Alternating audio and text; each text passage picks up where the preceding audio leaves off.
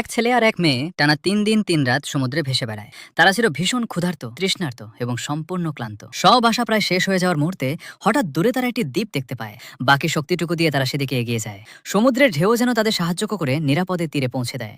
নৌকাটি তীরে টেনে তুলে তারা ক্লান্তিতে মাটিতে লুটিয়ে পড়ে। মেয়েটি দ্রুত পানির খুঁজে যেতে চায়। বের হওয়ার আগে ছেলেটি একটি সিগন্যাল গান সঙ্গে নিয়ে নেয়।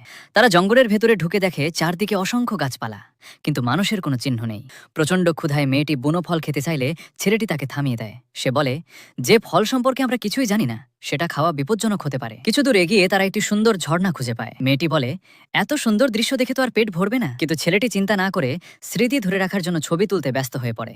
এতে মেয়েটি বিরক্ত হয়ে যায়। পরে তারা দ্বীপের সবচেয়ে উঁচু জায়গায় উঠে বুঝতে পারে এটি একটি সম্পূর্ণ জনমানবহীন দ্বীপ। হতাশ হয়ে তারা ফিরে আসে। সৌভাগ্যবশত ছেলেটির কাছে একটি লাইটার ছিল। ফেরার পথে তারা একটি গুহায় ঢোকে, যেখানে অসংখ্য বাদুড় বাস করত। বাদুড় দেখে তারা ভয়ে পানির পুকুরে ঝাঁপ দেয়। শেষ পর্যন্ত তারা আবার সমুদ্রের তীরে ফিরে আসে।